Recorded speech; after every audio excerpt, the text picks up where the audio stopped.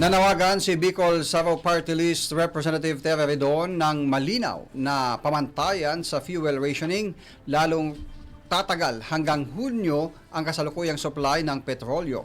Anya, mahalagang malaman kung kailan ito ipatutupad at sa anong antas ng supply ito iti-trigger. Binigyang diin din ni Redon ang panganib ng sobra-sobrang pag-iimbak ng langis sa mataas na presyo. Nauna rito, minungkahin ni Senador Sherwin Gatchalian ang agarang fuel rationing dahil sa paubos na stock dulot ng giyera sa gitnang silangan. Babala pa nito, mas malala ang magiging epekto kung mas maagang maubos ang supply.